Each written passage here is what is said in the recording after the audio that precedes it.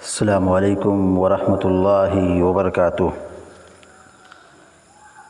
الحمد للہ رب العالمین والعاقبۃ للمتقین والصلاة والسلام علی اشرف الانبیاء والمرسلین نبینا محمد وعلی آلہ وصحبہ اجمعین وبعد۔ فقال اللہ عز وجل اعوذ باللہ من الشیطان الرجیم کل شیء ہالک الا وجہہ لہ الحکم والیہ ترجعون۔ وقال النبی صلی اللہ علیہ وسلم الکیس من دان نفسہ وعمل لما بعد الموت۔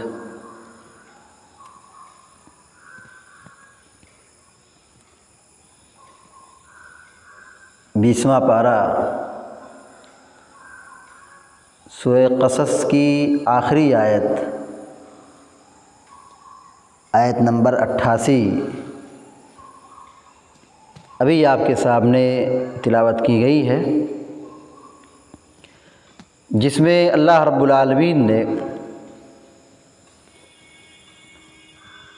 اس دنیا کی حقیقت کا ذکر فرمایا ہے کہ اللہ رب العالمین کے علاوہ، خالق مالک کے علاوہ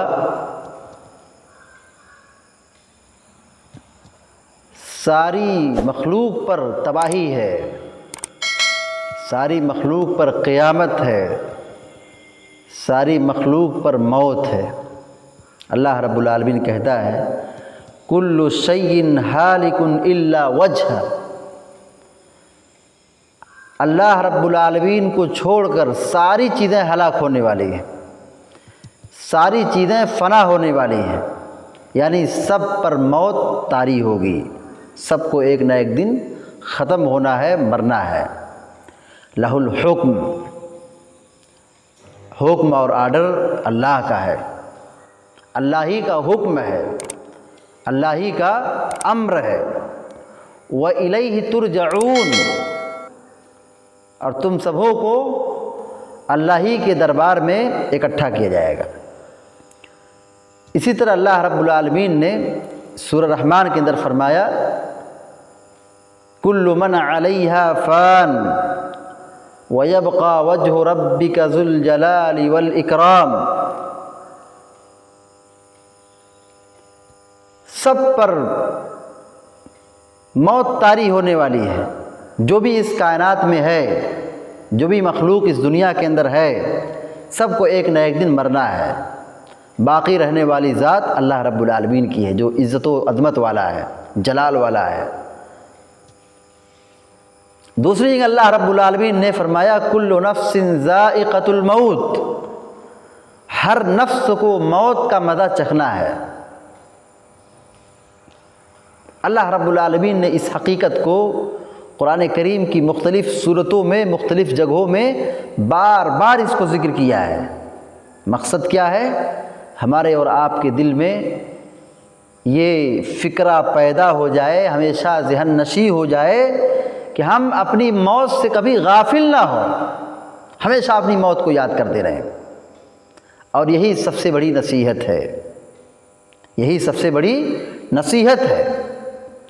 جو شخص اپنی موت کو بار بار یاد رکھتا ہے کہ ہمیں ایک دن مرنا ہے، دنیا چھوڑ کے جانا ہے، اپنے کیے ہوئے کا سارا حساب و کتاب دینا ہے، ہم کیا جواب دیں گے؟ ہم رب العالمین کے دربار میں کیا بولیں گے؟ اور وہ رب العالمین کا دربار ایسا ہوگا کہ وہاں رشوت اور گھوس اور جھوٹی گواہی نہیں چل سکتی ہے۔ رب العالمین کا سوال ہوگا، ہمارا جواب فوراً حاضر ہونا ہے۔ اس رب العالمین کے دربار میں ہم کو اکٹھا ہونا ہے۔ تو یہ موت سب سے بڑی نصیحت ہے۔ حضرت عمر بن خطاب رضی اللہ تعالیٰ عنہ کہا کرتے تھے کفا بالموت واعظا، کفا بالموت واعظا، موت سب سے بڑی نصیحت ہے، موت سب سے بڑی نصیحت ہے، اس سے بڑھ کر کوئی نصیحت دنیا کے اندر نہیں ہے کہ آدمی اچانک مرتا ہے، بڑھاپے میں مرتا ہے، جوانی میں مرتا ہے، پیدا آج ہوا آج ہی مر جاتا ہے۔ موت سب سے بڑی نصیحت ہے کہ ایک آدمی اپنے سفر پر نکل گیا، آخرت کے سفر پر، ہم باقی ہیں، اپنے وقت کی اور اپنی زندگی کو غنیمت سمجھیں کہ اللہ رب العالمین نے ہمیں موقع دیا ہے کہ ہم اس سے کچھ عبرت حاصل کر لیں، کچھ سبق حاصل کر لیں اور زیادہ سے زیادہ نیکیاں کر لیں کہ آخرت میں یہ ہمارے لیے کام دے، فائدہ پہنچائے، جہنم کی آگ سے بچا دے۔ ذرا سوچئے اللہ رب العالمین کو کون سی نیکی پسند آ جائے کہ جس کی وجہ سے اللہ تعالیٰ جہنم کی آگ سے آزاد کر دے، اور ہمارے گناہ سے کس گناہ سے، ہماری کس غلطی سے اللہ ناراض ہو جائے کہ اللہ ہم کو جہنم رسید کر دے۔ کتنا ڈرنا چاہیے۔ تو عقل مندی، ہوشیاری، دانش مندی اسی میں ہے کہ ہم اپنا محاسبہ کریں اور اپنی آخرت کی فکر پیدا کریں اور موت کو برابر یاد رکھیں۔ نبی کریم صلی اللہ علیہ وسلم نے فرمایا الکیس من دان نفسہ وعمل لما بعد الموت۔